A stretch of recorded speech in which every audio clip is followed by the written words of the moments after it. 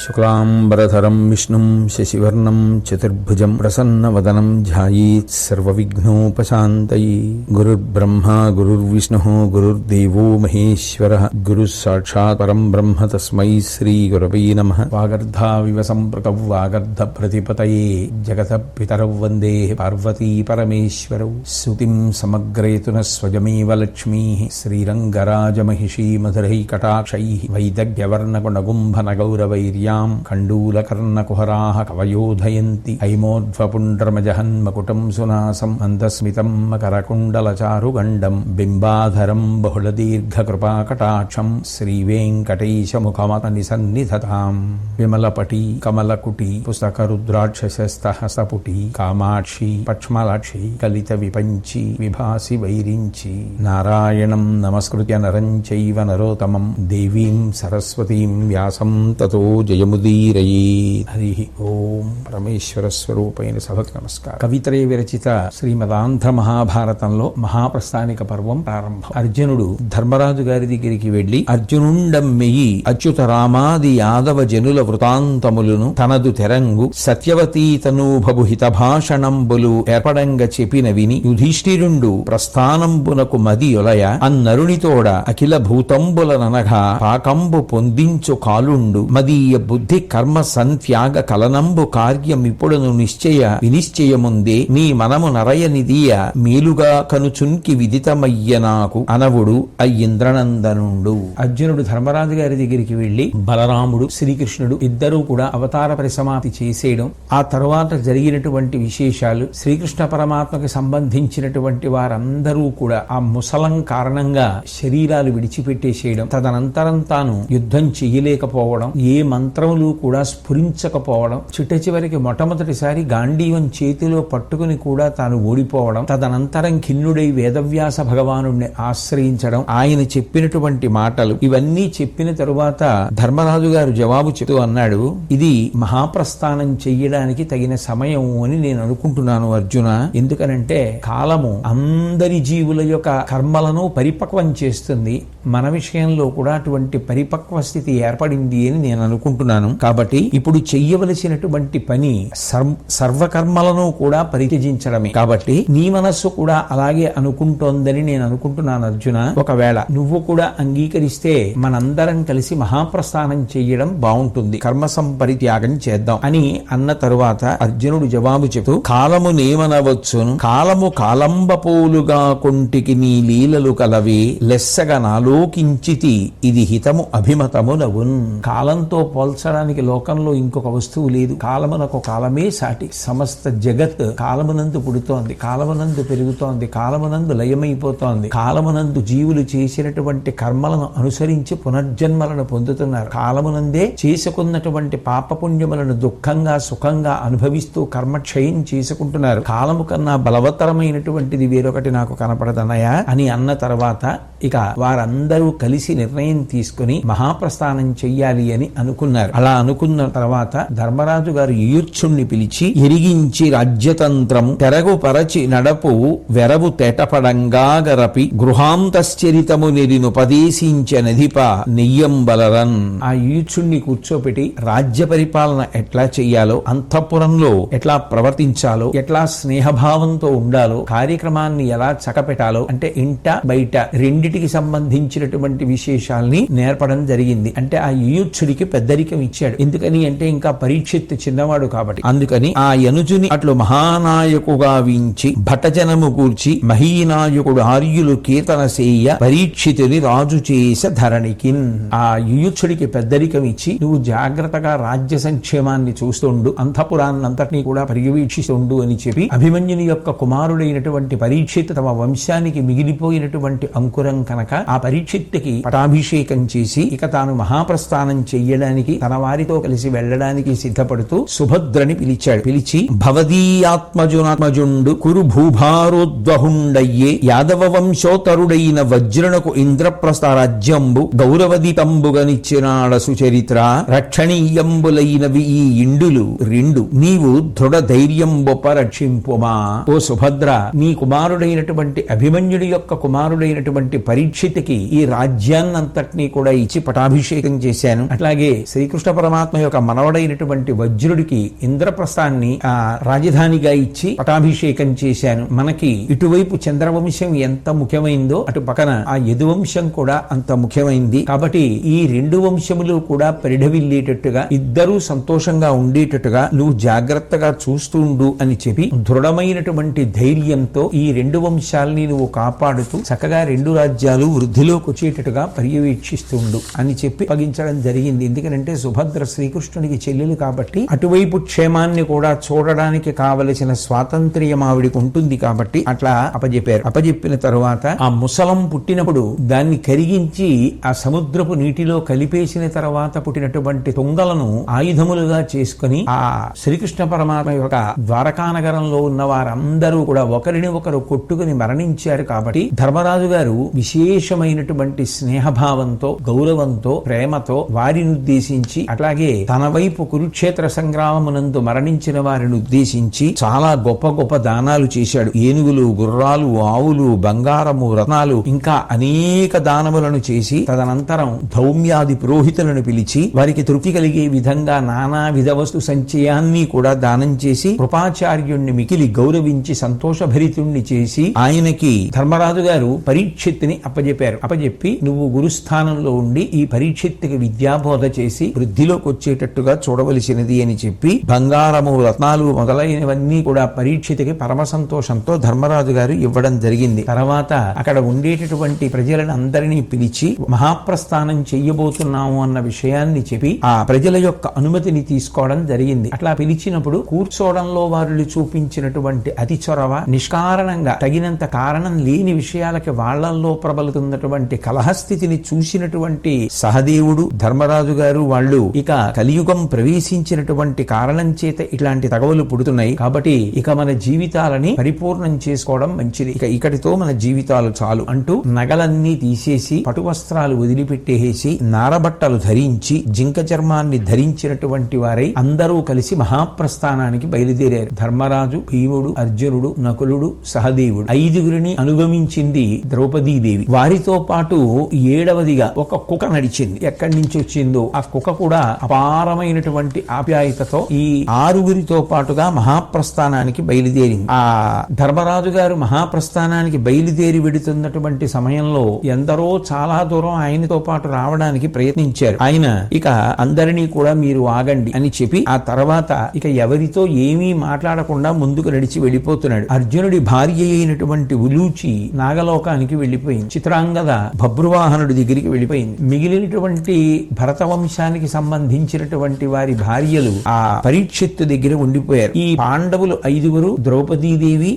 ఈ ఏడుగురు కలిసి మహాప్రస్థానం చేస్తూ ఉపవాస దీక్షతో గంగా నదిని చేరుకున్నారు. పూని ఉపవాస వ్రత పరులై భాగీరథి పొంతకుంజని అంత నుండి ప్రాంగుఖవర్తనంబుగైకొని యోగబలంబున నరిగి గిరి సరిధరణ్యంబులనేకంబులు గడచి పూర్వ సముద్ర తీరంబు సేరి అటు ఎడ వాళ్ళు ఆ ఉపవాస దీక్షతోటే తూర్పు దిక్కుగా యోగశక్తితో బయలుదేరి వెళ్లి ఆ ప్రయాణం నిరంతరాయంగా సాగిస్తూ కొండలు, నదులు, అరణ్యాలు ఇవన్నీ కూడా దాటి వెడుతూ తూర్పు దిక్కున ఉన్నటువంటి సముద్రం దగ్గరికి వెళ్లారు. అక్కడ అగ్నిదేవుడు వారికి దర్శనమిచ్చాడు. ఆ అగ్నిదేవుడు పాండవులకు ఎదురుగుండా వచ్చి నిలిచి భీభత్సుండు నిర్భర స్నేహంబు కథమున విడువక గాండివంబు కొనివచ్చుచున్న అతనితోడ అవ్వాయు సుఖుడో ధనంజయ శౌరి చక్రమెన్నడే దివమునకేగే నీవేళ గాంధీవంబు విడువవు దేవకార్యమునకుగా వరుణదేవుని చేత నేను తెచ్చినయది ఈ ధనుశ్రేషము అమ్మహానుభావుని కొపింపమనిన లెస్స అట్లు చేయుదుగా అని ఆ కిరీటి అగ్రజానుజులకు చెప్పి ఆదరమున ఆతడ చాప మంబుది ఎందు పెట్టే. ఆ ఎదురుగుండా వచ్చినటువంటి అగ్నిహోత్రుడు అర్జునుడిని ఉద్దేశించి మాట్లాడుతూ, ఓ అర్జున, ధర్మ సంస్థాపన చేయవలసినటువంటి అవసరం పూర్తయిపోయింది కాబట్టి కురుక్షేత్రంలో ఎంతమందిని పడగొట్టాలో అంతమందిని పడగొట్టి సజ్జనులను కాపాడడం అన్న కార్యం పూర్తయిపోయింది కాబట్టి శ్రీకృష్ణ పరమాత్మ యొక్క సుదర్శన చక్రం ఆకాశానికి వెళ్లిపోయింది. నువ్వు ఇంకా గాంధీవం మీద వ్యామోహం వదలకుండా అది పట్టుకుని తిరుగుతున్నావు. అది నేను ఈ భూమి మీద ధర్మ సంస్థాపనార్థమై వరుణుడిని అడిగి తీసుకొచ్చాను. అది నీకు ఇవ్వడం జరిగింది. నువ్వు ఆ గాంధీవంతో ధర్మ సంస్థాపన చేయడం కోసం కురుక్షేత్రంలో ఎందరినో పడగొట్టావు. దాని ప్రయోజనం అక్కడతో అయిపోయింది. దాన్ని తిరిగి నేను వరుణుడికి ఇచ్చేయాలి. కాబట్టి ఈ తూర్పు సముద్రంలో నువ్వు ఆ గాంధీవాన్ని విడిచిపెట్టేయవలసింది అని చెప్పాడు. ఆ గాంధీవం అంటే అర్జునుడికి అంత మహాప్రీతి. కానీ యోగ సిద్ధి కలగాలి అంటే ఇక దేని మీద మమకారము ద్వేషము ఉండడానికి వీల్లేదు. అందుకని అగ్నిహోత్రుడు చెప్పినటువంటి మాటని ఔదలదాల్చడం కోసమని వెంటనే అర్జునుడు ధర్మరాజు గారిని, భీముణ్ణి, నకులుణ్ణి, సహదేవుణ్ణి, పెద్దవాళ్ళని చిన్నవాళ్ళని కూడా సంప్రదించి ఆ గాంధీవాన్ని తూర్పు సముద్రంలో విడిచిపెట్టేశాడు. విడిచిపెట్టేసిన తర్వాత వాళ్ళు అలా ప్రయాణం చేస్తూ భూమికి ప్రదక్షిణంగా అనేక ప్రాంతములను దాటి మేరు పర్వత భూభాగం దగ్గరికి వెళ్లారు. వెళ్లిన తరువాత అలా నడిచి వెళ్ళిపోతుండగా ఆ యోగ శక్తి సడలిపోయినటువంటి కారణం చేత ఇక ప్రస్థానం చెయ్యడానికి కావలసినటువంటి శక్తి అది భౌతికమైనది కాదు. ఆ యోగ సంబంధమైనటువంటి శక్తి అహంకార మమకారముల యొక్క స్పర్శ చేత వీగిపోతూ ఉంటుంది. కాబట్టి అట్లా వీగిపోయినటువంటి కారణం చేత ద్రౌపదీదేవి మొట్టమొదట పడిపోయింది. పడిపోతే వెంటనే భీముడు ఈ స్త్రీ వలన ఎప్పుడూ ధర్మహాని జరగలేదు, చాలా ఉత్కృష్టమైనటువంటిది, అటువంటిది ఏ కారణం చేత పడిపోయింది అని అడిగితే వెనక్కి తిరిగి చూడకుండా ముందుకు నడిచి వెళ్ళిపోతూ ధర్మరాజు గారు జవాబు చెప్పారు. ఈ మగువ ఇంద్రతనయు దశ పక్షపాతిని దాన చేసి సుకృతములు ఫలింపమి చూవెదీనికిటి దురవస్థ వాటిల్లే నిజ్య చరిత. 5 భర్తల్లో ఈమెకి అర్జునుడంటే పక్షపాతం, అర్జునుడంటే చాలా ఇష్టం. ఆ కారణం చేత ఈమెకి యోగ సిద్ధి కలగలేదు, ఆ దోషం ఉంది కాబట్టి ఈమె ముందర పడిపోయింది అని చెప్పడం జరిగింది. ఆ తర్వాత ఇక మిగిలినటువంటి 6 నడుస్తున్నారు. ధర్మరాజు, భీముడు, అర్జునుడు, నకులుడు, సహదేవుడు, కుక్క. 6 ముందుకు నడిచి వెడుతున్న సమయంలో సహదేవుడు పడిపోయాడు. సహదేవుడు పడిపోతే ఎప్పుడూ నిన్ను భక్తి శ్రద్ధలతో ఈ సహదేవుడు సేవిస్తూ ఉంటాడు కదా ధర్మరాజా, ఏ గర్వము లేనివాడు కదా, చాలా మంచి దారిలో ప్రవర్తించేటటువంటి వాడు, అంత మంచివాడు, అంత సహృదయం ఉన్నవాడు ఎందువల్ల పడిపోయాడు అని చెప్పి అడిగితే ఆ సహదేవుడు పడిపోవడానికి కారణాన్ని చెప్తున్నాడు ధర్మరాజు గారు. వీడు తనకంటే ప్రాజ్ఞుండు లేడు జగతి ఎందునని సంతతమ్ముతా నెడ్డతలచు. ఈ సహదేవుడికి మనసులో ఒక భావన ఉంది, తనకంటే విషయాలు తెలుసున్నటువంటి వాళ్ళు ఈ ప్రపంచంలో ఎక్కడా ఎవరూ లేరు అని అతిశయాన్ని పొంది ఉంటాడు. ఆ అహంకారం వలన యోగ సిద్ధిని పొందలేక మహాప్రస్థానం పూర్తి కాకముందే పడిపోయాడు అని చెప్పి ఆయన ముందుకు వెళ్ళిపోతున్నాడు. వెళ్ళిపోతుండగా తర్వాత నకులుడి యొక్క శరీరం పడిపోయింది. మళ్ళీ భీముడు యథాప్రకారంగా ధర్మరాజు గారిని ఉద్దేశించి మాట్లాడుతూ, గొప్ప సుందరాకారం కలిగిన వాడు, మంచి శౌర్యము, ధైర్యము, మంచితనము అన్ని ఉన్నటువంటి వాడు, చక్కటి గుణములన్నీ ఉన్నటువంటి వాడు, ఇటువంటి వాడు ఎక్కడ ఉండడు కదా, అంత మంచివాడు యోగ సిద్ధిని పరిపూర్ణంగా పొందలేక ఇలా మార్గమధ్యంలోనే పడిపోవడానికి కారణమేమి అని అడిగాడు. అడిగితే ధర్మరాజు జవాబు చెప్తూ, ఈతండు ఆత్మసదృశుడు అఖిల జగముల లీడు, రూపాతిశయము తనక కలదని ఎప్పుడు చిత్తమున తలచు, అయ్యహంకృతికిటి కీడయ్య చూవే. నా అంత గొప్పవాడు ఈ లోకంలో ఎక్కడా లేడు, అందంలో కూడా నా అంత వాణ్ణి నేనే అని మనసులో ఈ నకులుడు ఎప్పుడు అనుకుంటూ ఉంటాడు. ఆ గర్వం కారణం చేత నకులుడు యోగ సిద్ధిని పరిపూర్ణంగా పొంది మహాప్రస్థానం పూర్తి చేయకముందే పడిపోయాడు అని చెప్పారు. చెప్పిన తర్వాత ఇక ధర్మరాజు, భీముడు, అర్జునుడు, కుక్క 4 మిగిలారు. 4 వెళ్ళిపోతుంటే అర్జునుడు పడిపోయాడు. పడిపోతే ఆశ్చర్యపోయినటువంటి భీముడు, అయ్యయ్యో ఇదేమిటి, ఇంతటి మహానుభావుడు ఇట్లా పడిపోయాడు అని అడిగితే ధర్మరాజు గారు జవాబు చెప్తూ, ఈతడ కౌరవుల నెల్లనొక్కనాడ ఆహవంబున తెగటార్తుననియే అట్లు చెయ్యడయ్యే పల్కొక్కటి చేతయొకటి అగుట చాలా దోషము విను మదియుగాక ఎల్ల కోదండధరుల గర్హించుచుండు. కురుక్షేత్రం ప్రారంభమయ్యే ముందు ఈ అర్జునుడు ఒక్క రోజులో కౌరవులందరినీ పడగొట్టేస్తాను అన్నాడు. కానీ ఆ మాట నిలబెట్టుకోలేకపోయాడు. ఒక రోజులో కౌరవుల్ని పడగొట్టలేదు. 2 ధనుర్ధారులైనటువంటి వారు ఎవరుంటారో వాళ్ళందరినీ కూడా తక్కువ చేసి మాట్లాడుతూ ఉంటాడు. తానే గొప్ప అని ఒక అతిశయం ఉంది. ఈ కారణాల చేత అర్జునుడు పడిపోయాడు, మహాప్రస్థానాన్ని పూర్తి చేయలేకపోయాడు అని చెప్తే ముందుకి ఇంకా ధర్మరాజు గారు, భీముడు, ఒక 3 మిగిలారు. ముందుకు వెళ్ళిపోతుంటే భీముడు పడిపోయాడు.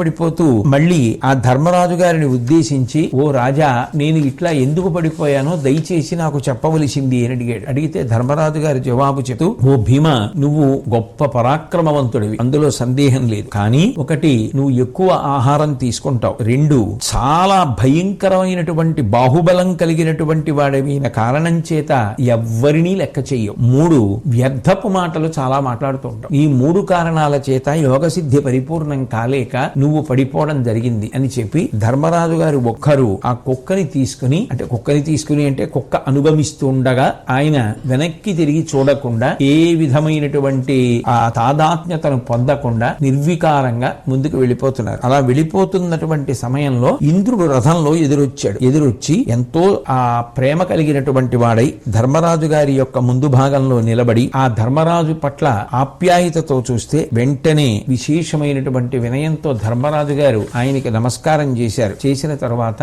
ఆ ధర్మరాజు ఈ దివ్యమైనటువంటి రథమెక్కి సశరీరంగా నువ్వు స్వర్గలోకానికి రావచ్చు, కాబట్టి ఈ రథాన్ని అధిరోహించు అని అడిగారు. అడిగితే ధర్మరాజు జవాబు చెప్తూ తోడంబుట్టువులందరూ పడినయా దుఃఖంబు చేతంబు సంపీడం పెట్టెడు సౌకుమార్గ్యవతి తప్పింకూలె పంచాలి వార్ తోడై వచ్చిరి వారు లేక ఇట మీతో రాను వారెల్ల నా తోడం కూడగ వచ్చునట్లుగా కృపాధుర్యాత్మక అవింపవే. నా మనసు చాలా బరువెక్కిపోయింది. ఎందుచేతనంటే ఇంతకాలం నుంచి నన్ను అనుగమించి వస్తున్నటువంటి నా సోదరులు ఈ మహాప్రస్థానం పూర్తి చెయ్యకుండానే పడిపోయారు. అట్లాగే అనుకూలవతి సుకుమారవతి అయినటువంటి ఆ ద్రౌపదీదేవి మార్గమధ్యంలోనే దప్పికతో పడిపోయింది. కాబట్టి నాకొక్కడికి స్వర్గానికి రావాలని లేదు, కాబట్టి వాళ్లతో కలిసి వస్తాను, కాబట్టి వాళ్ళు కూడా వచ్చేటట్టుగా చేయవలసింది అని అడిగితే ఇంద్రుడు జవాబు చెప్తూ అనవిని ఇంద్రుడు ఇట్లనీయన కురుభర్తకు శోకమేల నీ అనుజులు ద్రౌపదీ సహితులై తనువుల్ దిగద్రావి చన్నవారణగా అమర్త్యలోకమునకక్కడ కాంచదుగాక వారలం తనువు దొరంగగా వలదు ధర్మమయాత్మక నీవు రావనా. ఓ ధర్మరాజా, భీముడు అర్జునుడు నకులుడు సహదేవుడు ద్రౌపదీదేవి ఇత పూర్వమే శరీరము పతనమైపోయినటువంటి కారణం చేత స్వర్గలోకానికి చేరిపోయారు. ఇప్పుడు ఒకసారి శరీరం పడిపోయిన తరువాత ఇక మళ్ళీ అందులోకి ప్రవేశించి సశరీరంగా మళ్ళీ యోగసిద్ధిని పొంది ఆ స్వర్గలోకాన్ని చేరడం అన్నది సాధ్యం కాదు. అది నీకొక్కడికే అర్హత. నువ్వే పరిపూర్ణమైనటువంటి యోగసిద్ధిని పొందినవాడివి, కాబట్టి నువ్వొక్కడివి రథం ఎక్కితే మనం స్వర్గలోకానికి వెడదాం. ఎందుకు చింతిస్తావు వాళ్ళ గురించి? వాళ్ళు స్వర్గలోకానికి చేరి ఉన్నారు, ఇప్పుడు మనం అక్కడికి వెళ్ళిన తరువాత నువ్వు వాళ్ళని అక్కడ చూడవచ్చు అని చెప్తే ధర్మరాజు గారు నాతో పాటుగా ఈ కుక ఎంత గొప్పదో అట్లా మహాప్రస్థానం చేస్తూ నన్ను వెంబడిస్తూనే ఉంది, అది ఎక్కడా ఆగలేదు. కాబట్టి ఇంత దూరం నన్ను వెంబడించి వచ్చింది, కఠినమైన మనస్సుతో దాన్ని విడిచిపెట్టి రావడానికి నాకు అంగీకార యోగ్యం కాదు. కాబట్టి ఈ కుక్కని కూడా మనతో పాటే స్వర్గానికి తీసుకుని వెడదాం అంటే అది ఈ కుక్కని తీసుకెళ్లడం స్వర్గలోకానికి అన్నది సాధ్యం కాని విషయం ధర్మరాజా, నీకు తెలియనిది కాదు. అది యోగసిద్ధిని పొంది ఉన్నవాడు కాబట్టి మహాప్రస్థానం పూర్తి చేసిన వాడివి కాబట్టి నువ్వు ఒకడివే సశరీరుడివై స్వర్గానికి రాగలవు తప్ప కుక్క స్వర్గానికి రావడం సాధ్యం కాదు. కాబట్టి నువ్వు రథం ఎక్కు బయలుదేరదాం అన్నాడు ఇంద్రుడు. అంటే ధర్మరాజు అన్నాడు, ఎవరు మనని భక్తితో సేవిస్తారో వారిని వదిలి వెళ్లిపోవడం అనేటటువంటిది ఎంతవరకు తృప్తినిస్తుంది? అది ఎవరో నేనెవరో, కానీ ఆ కుక్క అంత భక్తితో అంత ప్రేమతో మమ్మల్ని అనుగమించింది, నా వెంట ఇంత దూరం వచ్చింది, వాళ్ళందరూ పడిపోయారు. ఇప్పుడు దాన్ని ఒక్కదాన్ని వదిలిపెట్టేసి నేను నీ రథమికి శరీరంతో స్వర్గలోకానికి రావడానికి నాకు ఇచ్చగింపుగా లేదు. ఇక్కడ వరకు నాతో వచ్చినప్పుడు నేను రథం ఎక్కినప్పుడు అది కూడా నాతో పాటే రథం ఎక్కి స్వర్గానికి రావలసింది, కాబట్టి దాన్ని కూడా తీసుకెడదాం అంటే ఇంద్రుడు అన్నాడు, నువ్వు కోపగించుకోకుండా విను, స్వర్గంలో కుక్కలకి చోటు ఉండదు, పైగా దాన్ని వదిలేస్తే నీకు ఏ పాపము రాదు, కాబట్టి వదిలిపెట్టి వెళ్ళిపోదాం అంటే వెంటనే ధర్మరాజు గారి జవాబు చెప్తూ నేను అట్లా వదిలిపెట్టలేను. ఎందుకని అంటే ధర్మశాస్త్రములు చెప్తున్న మాట ఏది అంటే సేవకుణ్ణి అర్ధంతరంగా విడిచిపెట్టకూడదు అని. ఈ కుక్క నన్ను ఇంత దూరం అనుగమించి ప్రేమతో వచ్చింది, ఆ కుక్కని అర్ధంతరంగా అట్లా విడిచిపెట్టి నేను ఎలా వచ్చేస్తాను? కాబట్టి స్వర్గ సుఖం కోసము అని చెప్పి పాపం నేను చేయలేను, సేవకుణ్ణి అలా వదిలిపెట్టవద్దు అని శాస్త్రాలు చెప్తున్నాయి. నన్ను సేవాభావంతో అనుగమించిన కుక్కని వదిలిపెట్టేయడం సేవకుణ్ణి వదిలిపెట్టేయడమే, కాబట్టి దాన్ని కూడా తీసుకువెళ్ళడానికి మీరు అనుమతించండి తప్ప నేను ఒక్కడిని రాలేను అంటే. మరి ద్రౌపదీదేవిని భీమసేనుణ్ణి అర్జునుణ్ణి నకులుణ్ణి సహదేవుణ్ణి వదిలిపెట్టి వచ్చావు కదా, వాళ్ళ శరీరాలు పడిపోయినప్పుడు పంతం పట్టలేదు కదా, మరి ఈ కుక్క విషయంలో ఎందుకు అడుగుతున్నావు అని అడిగాడు ఇంద్రుడు. అడిగితే భీముడు నకులుడు సహదేవుడు అర్జునుడు ద్రౌపది యోగం పూర్తి చేసుకోలేక శరీరపతనం అయిపోయింది. శరీరపతనం అయిపోయిన తర్వాత ఇక వాళ్ళని నాతో తీసుకొచ్చే అవకాశం లేదు కాబట్టి వదిలేశాను, కానీ దీనికి శరీరపతనం కాలేదు. ఈ కుక్క నాతో పాటు ఇంత దూరం వచ్చింది, ఇంత దూరం వచ్చాక నేను రథం ఎక్కుతున్నాను, దీన్ని మాత్రం ఎందుకు వదిలేయాలి? కాబట్టి దీన్ని కూడా నాతో తీసుకెళ్దాం. అంత సమభావం, అంత ప్రేమ, అంత కారుణ్యం, అంత దయ కలిగినటువంటి వాడు ధర్మరాజు. శరణు కోడిన వాణ్ణి స్వీకరించకపోవడం, మంచి మిత్రుడికి ద్రోహం చెయ్యడం, కులవధువుని చంపడం, బ్రాహ్మణ ధనాన్ని అపహరించడం, ఇవన్నీ కూడా యోగ్యమైన విషయములు కావు, పాప కారణములు. కాబట్టి ఇందులో నాకు ఎంతో మంచి మిత్రుడి వంటిది ఈ శునకం. ఇంతసేపు నన్ను అనుగమించి వచ్చింది, వచ్చినప్పుడు దీన్ని నేను వదిలిపెట్టి రాలేను, కాబట్టి దీన్ని కూడా మనతో తనతో పాటు తీసుకుని వెళ్ళడానికి మీరు అనుమతించవలసినది అని ఆ దేవేంద్రుణ్ణి ప్రార్థన చేస్తే ఆయన అది సాధ్యమయ్యే విషయం కాదు ధర్మరాజా, అందుకని విడిచిపెట్టే, నువ్వు మాత్రం రథమికు అని నిష్కర్షగా చెప్తే ధర్మరాజు కూడా అంత నిష్కర్షగాను చెప్పాడు. అటువంటప్పుడు నాకు కూడా శరీరంతో స్వర్గలోకం అక్కర్లేదు, నేను కూడా రథంలో రాను, దయచేసి మీరు మరొకలా భావన చెయ్యకుండా బయలుదేరిపోండి, నేను అతి తీవ్రమైనటువంటి తపస్సు చేస్తూ ఈ అరణ్యంలోనే ఉండిపోతాను, నాకు అంత మాత్రం చాలు. ఎందుకంటే ఈ కుక్క రాకూడదు అన్నప్పుడు నేను రాలేను, ఇంత దూరం వచ్చిన కుక్కని వదిలిపెట్టి నేను ఒక్కడిని రావడం నా వలన జరిగే పని కాదు. ఎందుకని అంటే దాని మీద నాకున్నటువంటి ప్రేమ ఇంతకాలం నన్ను అనుగమించి వచ్చింది, ఒక మిత్రుడిలా ఒక సేవకుడిలా వచ్చింది, అర్ధంతరంగా దాన్ని వదిలిపెట్టేసి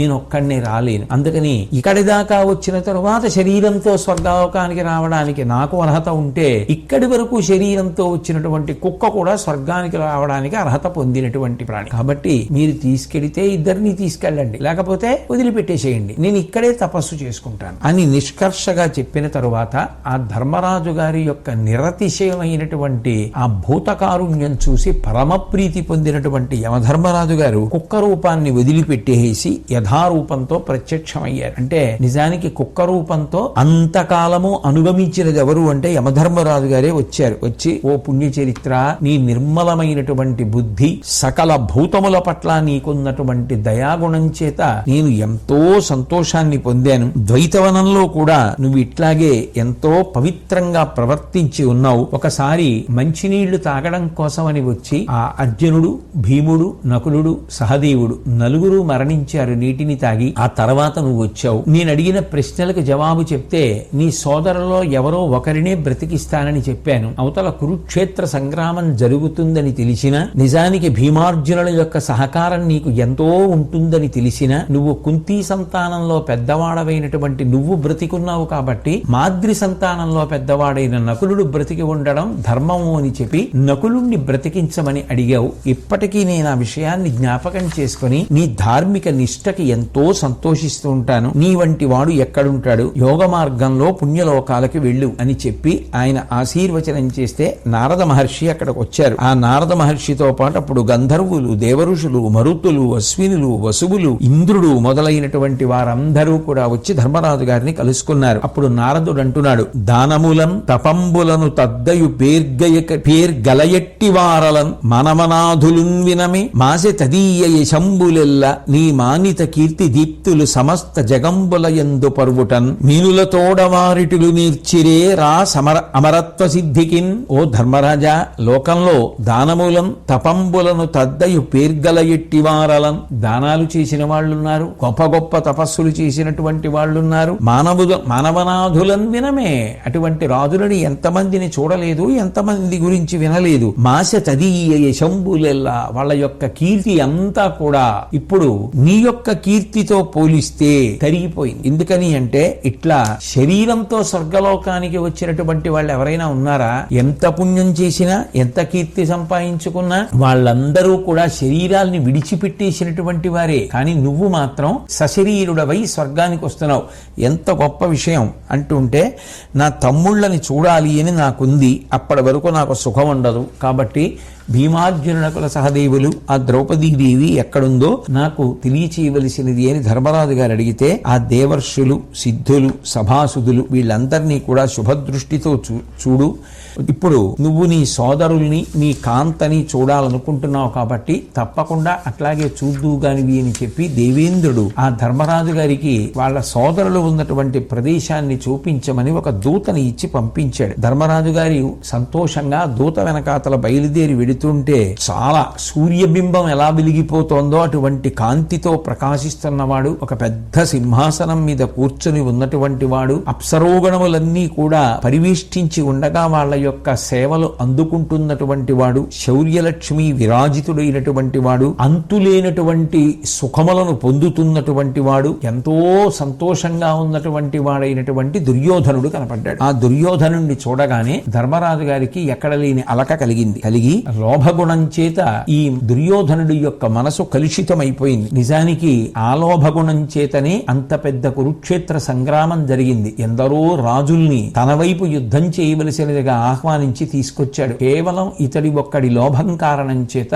ఎన్నో ఏనుగులు, గుర్రాలు, అట్లాగే పదాతి దళము, రాజులు నశించిపోయారు. అటువంటి వాడు ఇవాళ స్వర్గలోకంలో ఇన్ని సుఖాలు అనుభవిస్తున్నాడు. నా సోదరులైనటువంటి భీమార్జున నకుల సహదేవులు, కాంత అయినటువంటి ద్రౌపదీదేవి కనపట్టలేదు అని బాధపడుతుంటే ఇక్కడికి వచ్చిన తరువాత ఇక పూర్వకాలంలో ఉన్నటువంటి మాత్సర్యములను ప్రస్తావించడానికి వీలు ఉండదు. కాబట్టి ఇక్కడ అవన్నీ తలుచుకోవడం అనవసరం. మనం దేవేంద్రుడు అప్పజెప్పినటువంటి పని మీద ముందుకు వెళ్లి నీ యొక్క సోదరుల్ని చూద్దాం రమ్మని తీసుకుని వెడుతున్నారు. వెడుతుంటే ఆ వెడుతున్నటువంటి మార్గంలో వాళ్ళకి ఆ ఆశ్చర్యకరమైనటువంటి విషయం ఒకటి తటస్థపడింది. గొప్ప దుర్వాసనలు బయలుదేరి ఎక్కడ చూసినా ఎముకల కుప్పలు. ఆ ఎముకల కుప్పలతో పాటుగా రక్తము, మాంసము ఏదో కొండల్లాగా పడున్నాయి. అక్కడ అతి హేయంగా ఉండి విపరీతమైనటువంటి దుర్వాసన వస్తోంది. శవాల యొక్క దుర్గంధం భయంకరంగా భీకరంగా ఉన్నటువంటి అత్యంత పదునైనటువంటి ముక్కు పుటాలతోటి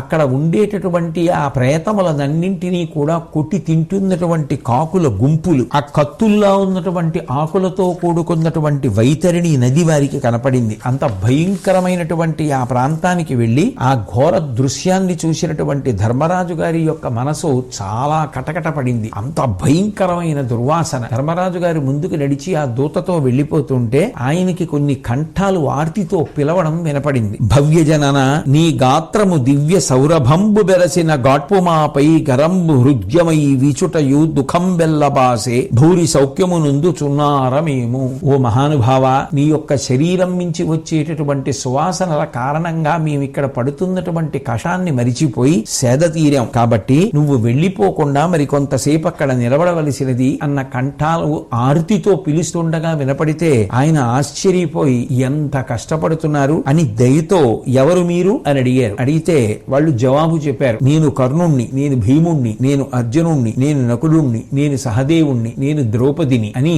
అక్కడ వాళ్ళ జవాబులు వినపడ్డాయి. వెంటనే ధర్మరాజు గారు తీవ్రంగా ఆక్రోశించాడు. అంత అధర్మాన్ని పాటించినటువంటి దుర్యోధనుడేమో స్వర్గలోకంలో అన్ని సౌఖ్యాలలో తేలుతున్నాడు.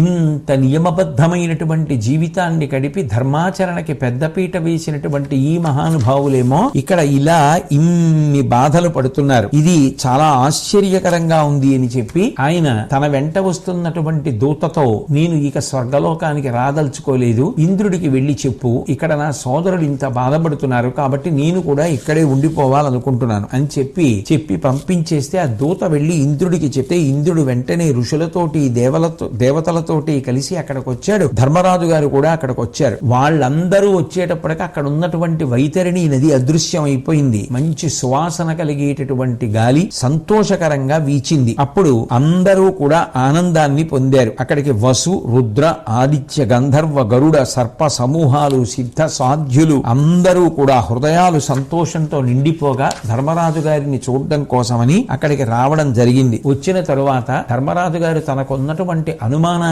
తెలియచేస్తే అప్పుడు దానికి జవాబు చెప్తున్నారు. చెప్తూ, పుణ్యంబులును పాపములు రెండు జోకలయ్యుండు, పుణ్యంబుల నొదవు నాక సుఖము, పాపంబుల జొప్పడు నరక దుఃఖము, విను మున్ను నాకంబు సుఖముననుభవించినయటి అతడు పదం పడి అధిక నారక పీడననుభవించు, మున్ను నారక దుఃఖమున పడ్డవాడనంతరమ నాకమున తా పొరయు సౌఖ్యము, అల్పపుణ్యుండు తొలి అమరతా సుఖంబు గైకొని మరియు దుఃఖములనుందు, భూరి పుణ్యుండు మునుమును ఘోర నిరయ యాతనలనుంది వెండి సౌఖ్యంబులుందు. ఓ ధర్మరాజా, జాగ్రత్తగా విను అంటూ ఆయన అడిగినటువంటి ప్రశ్నకి జవాబు చెప్పడం ప్రారంభమై ఆయన అంటున్నారు. స్వర్గలోకంలో ఒక నియమం ఉంది. మర్త్యలోకంలో ఉండేటటువంటి మనుష్యుడు పాపపుణ్యములు చేసిన తరువాత శరీరాన్ని విడిచిపెట్టేస్తాడు. విడిచిపెట్టేసినప్పుడు ఆ శరీరాన్ని విడిచిపెట్టేసినటువంటి జీవుడికి పుణ్యం ఎక్కువ ఉంటే ముందు నరకానికి తీసుకొస్తాడు. పాపం తక్కువ ఉంది కదా, అందుకని ముందు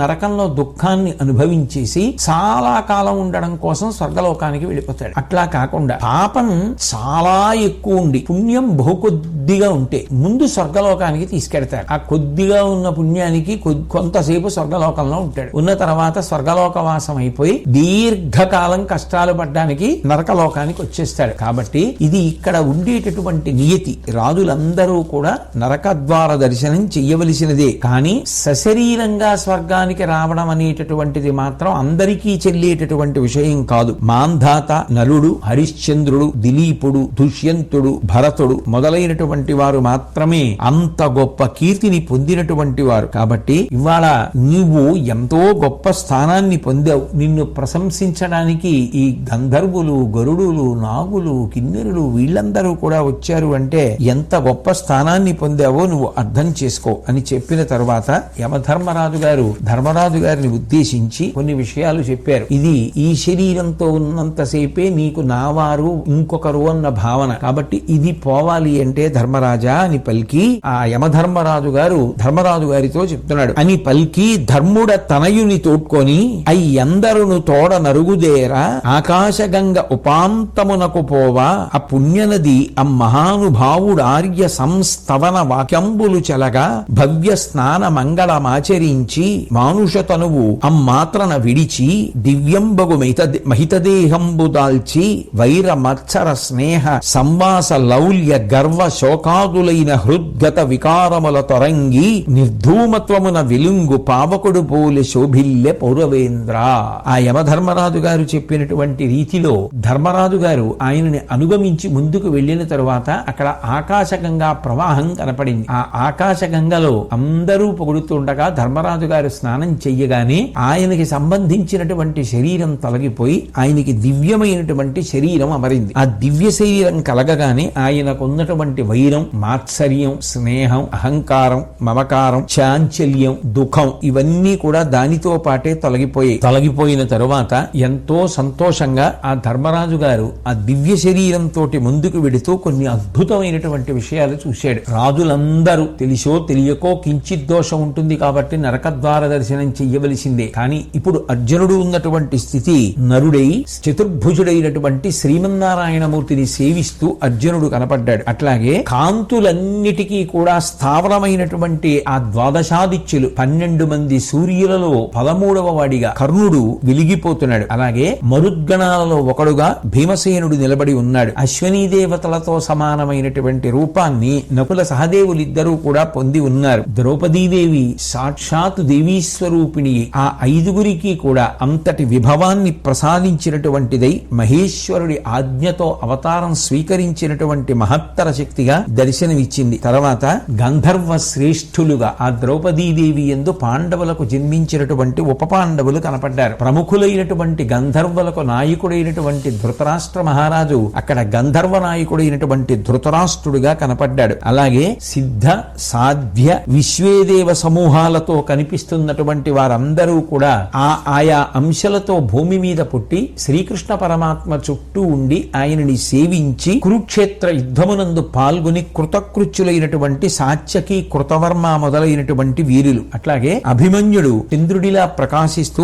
అపరచంద్రుడై చంద్రాంశతో పుట్టినవాడు కనుక దర్శనమిచ్చాడు. అలాగే పాండురాజు దివ్యమైనటువంటి రథములు పొదిగినటువంటి విమానంలో ఒకవైపు కుంతి, ఒకవైపు మాద్రి కూర్చునుండగా ఎంతో సంతోషంతో ధర్మరాజు గారి వైపు వస్తున్నాడు. అష్టశువులలో ఒకడై భీష్ముడు దర్శనమిచ్చాడు. బృహస్పతి చెంతన ద్రోణాచార్యుల వారు దర్శనమిచ్చారు. గంధర్వ యక్ష గుహ్యక సమూహాలలో ద్రుపదుడు, విరాటరాజు, వాళ్ళ తమ్ముళ్ళు, కొడుకులు, కేకయ, పాండ్యాది అనేక విధములైనటువంటి రాజులు కురుక్షేత్రంలో యుద్ధం చేసి శరీరం పడిపోయి స్వర్గానికి వచ్చినటువంటి వారందరూ కనపడ్డారు. అట్లాగే వీరందరూ కనపడితే ఎంతో సంతోషించి ఆ భారత కథ వింటున్నటువంటి జనమేజయుడు వైశంపాయనుడిని అడిగారు, వీళ్ళందరూ కూడా అట్లాగే ఉండిపోతారా, లేకపోతే వీళ్ళందరూ మళ్ళీ పుణ్యం తరిగిపోయిన తరువాత భూమి మీదకు వచ్చేస్తారా అని అడిగాడు. అడిగితే వాళ్ళు తిరిగి వచ్చే అవకాశం లేదు, వాళ్ళందరూ కూడా వాళ్ళ ప్రధాన మూర్తులలోకి కలిసిపోయారు. ధర్మదేవత యొక్క స్వరూపమైనటువంటి విదురుడు ధర్మరాజు గారి యందు ఐక్యమైతే ధర్మరాజు గారు యమధర్మరాజు గారి యందు ఐక్యమైపోయాడు. భీముడు మరుద్గణములలోకి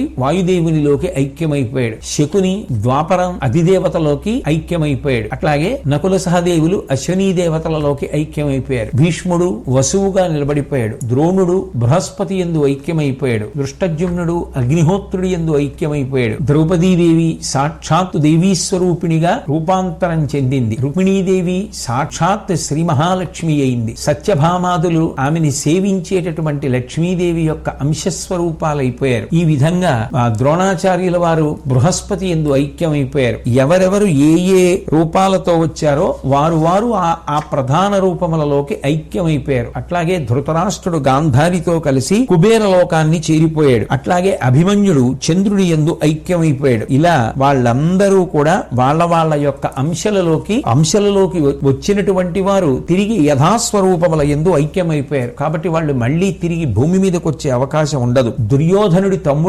తమ్ముళ్ళైనటువంటి దుశ్శాసనాదులందరూ కూడా రాక్షస గణాలలో కలిసిపోయారు. కర్ణుడు తండ్రి అయినటువంటి సూర్య భగవానుడి యందు ఐక్యమైపోయాడు. కానీ ఒక్క దుర్యోధనుడు మాత్రం నరకానికి విడిపోయి కొద్ది పుణ్యం కాబట్టి స్వర్గలోకవాసం చేసి తదనంతరం నరకానికి వెళ్లి అక్కడ చాలా హీన స్థితిలో కృషించిపోయినటువంటి వాడై చివరకు కలిపురుషుని యందు లీనమైపోయాడు. ద్వాపర యుగం పూర్తయిపోయిన తర్వాత కలియుగంలో కలిపురుషుడిదే రాజ్యం కాబట్టి దుర్యోధనుడే కలిపురుషుడి యందు ఐక్యమై మళ్ళీ కలిపురుషుడుగా కలియుగంలో ప్రధాన పాత్ర పోషిస్తాడు. అట్లాగే ద్రుపదుడు, విరాటుడు, దృష్టకేతువు, భూరిశ్రవుడు, శల్యుడు, శంఖుడు, ఉతరుడు విశ్వేదేవతలలోకి వెళ్ళిపోయారు. దృష్టజుమ్నుడు అగ్నిహోత్రుడిలోకి వెళ్ళిపోయాడు. ఇలా ఎవరికి వాళ్ళు అందరూ కూడా వాళ్ళ యొక్క ప్రధాన స్వరూపాల్లో కలిసిపోయారు. బలరాముడు అనంతుని యందు ఐక్యమైపోయాడు. వృష్ణి, భోజాంధక వీరులంతా కూడా గుహ్యక గణంలో కలిసిపోయారు. శ్రీకృష్ణుడితో రాసక్రీడ చేసినటువంటి 16,000 మంది గోపాంగనలందరూ కూడా సరస్వతీ నదీ జలాలలో స్నానం చేసి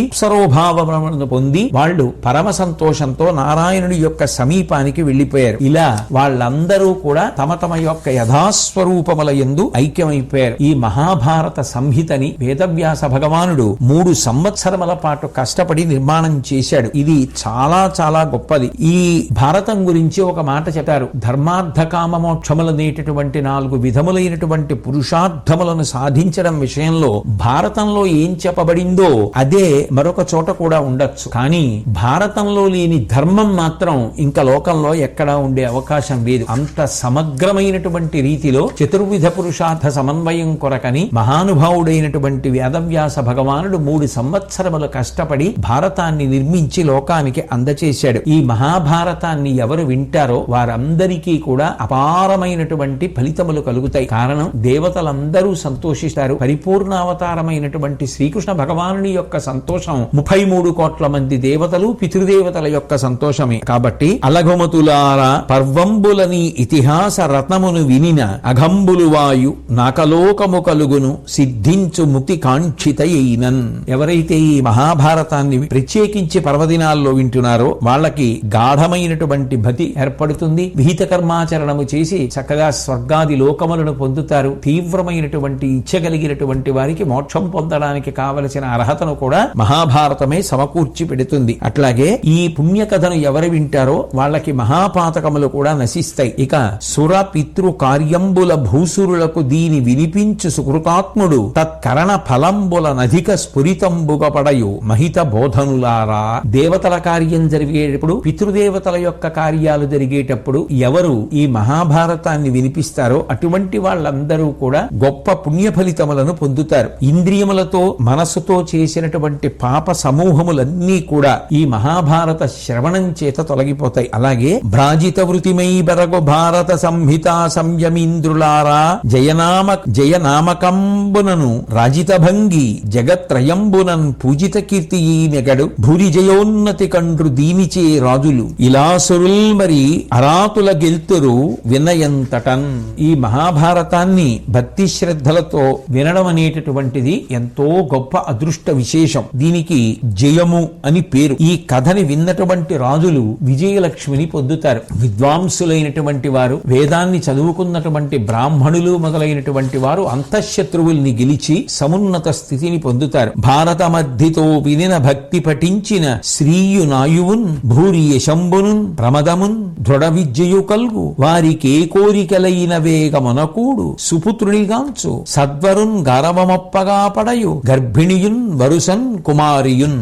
ఎవరైతే ఈ భారతాన్ని భక్తి శ్రద్ధలతో శ్రీకృష్ణ పరమాత్మ యొక్క పాదార విందముల యందు ప్రీతితో చదువుకుంటారో అటువంటి వారికి సంపద, ఆయుర్దాయము, కీర్తి, సంతోషము కలుగుతాయి. ఈ భారతాన్ని చదువుకున్నటువంటి అవివాహిత అయినటువంటి స్త్రీకి మంచి వరుడు లభిస్తాడు. అంటే కన్యకు మంచి వరుడు లభిస్తాడు. గర్భిణీ స్త్రీ అయితే మంచి కుమారుడు పుడతాడు. శిక్షిత చిత్తులారా శుభసిద్ధులు ఉందు అనేక జన్మ పాప క్షమణంబునన్ వెలుగు భారత సంహితకెల్ల పుండరీకాక్షుని వాసు వసుదేవ ప్రకటార్థముగా గని విన్న మానవుండక్షయ పుణ్యలోకముల యందురమించు నిరామయ స్థితిన్. ఈ మహాభారతం అనేటటువంటిది పరమ పవిత్రమైనటువంటి సంహిత. కమలపత్ర నయనుడైనటువంటి శ్రీకృష్ణ పరమాత్మ ఈ మహాభారత కథా సారాంశము అనేటటువంటి భావనతో ఎవరు ఆయన పాదముల యందు భక్తితో ప్రీతితో ఈ భారతాన్ని చదువుకుంటారో, భారతాన్ని చెప్తారో, భారతాన్ని వింటారో వారందరికీ కూడా జన్మ జన్మాంతరముల యందు చేసినటువంటి పాపములు కూడా నశించిపోతాయి. ఆ కారణం చేత శుభ ఫలితములను పొందుతారు. ఎప్పటికీ నశించనటువంటి పుణ్యలోకములను పొంది సుఖప్రాప్తి కలుగుతుంది. అంత గొప్పది ఈ మహాభారత గ్రంథము. కాబట్టి అటువంటి మహాభారత గ్రంథాన్ని చదువుకోవడం, చెప్పడం, వినడం ఇవన్నీ కూడా కేవలం ఆ భగవంతుని యొక్క అనుగ్రహ విశేషణం చేత మాత్రమే సాధ్యమవుతాయని మహాభారతం చదవడం గురించి, మహాభారతం వినడం గురించి, మహాభారతం చెప్పడం గురించి ఫలశ్రుతి రూపంలో చెప్పబడింది. మహాభారతాన్ని పూర్తి చేస్తూ అకృతక మధురోక్తి వ్యాప్త సందిత సార సకల భువన రక్షాశాలి శుంభద్విహార సుఖజనక మనీషా శుద్ధ బుద్ధానుభావ సకృపకృత విలాస సంభృత ఆనంద భావ అంటారు. మహానుభావుడైనటువంటి ఆ భగవంతుడు నిత్యమధురమైనటువంటి వేదవాక్యముల చేత ప్రశంసింపబడుతూ ఆయన ఇక్కడ అక్కడ అని కాకుండా అంతటా వెలుగుతూ ఉంటాడు. ఈ అఖిలాండ కోటి బ్రహ్మాండ నాయకుడైనటువంటి ఆ పరమేశ్వరుడు నిరంతరము ఈ భువనములనన్నింటినీ కూడా రక్షిస్తూ ఉంటాడు. వేదవ్యాస భగవానుడు శుద్ధ జ్ఞాన స్వరూపుడిగా ఆ భగవంతుణ్ణి వర్ణించి ఉన్నాడు. ఆ భగవంతుణ్ణి నమ్ముకున్నటువంటి భక్తుల్ని కాపాడడం కోసం ఆయన లీలామానుష శరీరంతో ఎన్నో లీలలను చేసి చూపిస్తూ ఉంటాడు. ఆయన సంపూర్ణమైనటువంటి ఆనంద స్వరూపుడు. అటువంటి భగవంతుని యొక్క ప్రీతి కొరకు ఈ భాగవతాన్ని చదువుకుంటారు. పరమేశ్వరుడు తన యొక్క నిర్హేతుక కృపాకటాక్ష వీక్షణముల చేత మనుష్య జన్మనిచ్చినందుకు ఆ శ్రీకృష్ణ పరమాత్మ నాకు ఆ యోగ్యతని కల్పించి, నిజానికి వ్యక్తిగతంగా నాకు ఏ విధమైనటువంటి అర్హత లేకపోయినా కేవలం ఆ పరమేశ్వరుడి యొక్క అనుగ్రహ కారణంగా ఆంధ్ర మహాభారతంలోని 18 పర్వాల గురించి యథాశక్తిగా మాట్లాడేటటువంటి అదృష్టం కలిగింది. ఇంతటి అదృష్టాన్ని నాకు కల్పించినటువంటి ఆ పురుషోత్తముడు, మహానుభావుడు, అఖిలాండ కోటి బ్రహ్మాండ నాయకుడు, ప్రధానమైనటువంటి వాడు, మహాభారత సారాంశము ఒక చోట గనీభవిస్తే ఎవరవుతాడో, ఎవడు నిరతిశయ ఆనంద స్వరూపుడు, ఎవడు పరిపూర్ణావతారమో అటువంటి శ్రీకృష్ణ పరమాత్మ యొక్క పాదార విందములకు శిరసు తాటించి నమస్కరిస్తూ 18 పర్వముల గురించి మాట్లాడేటటువంటి అదృష్టం కల్పించినందుకు భగవంతుడికి వేల వేల మార్లు కృతజ్ఞతలను ఆవిష్కరిస్తూ సెలవు తీసుకుంటున్నాను. డివోషనల్ వీడియోస్ కోసం @అంకమ్మ తల్లి యూట్యూబ్ ఛానల్ ని సబ్స్క్రైబ్ చేసుకోండి అండ్ లైక్ చేయండి, షేర్ చేయండి. మీరు ప్రత్యేకంగా ఇంకేమన్నా దేవుళ్ళ గురించి తెలుసుకోవాలంటే ప్లీజ్ కామెంట్ చేయండి. Thank you for watching.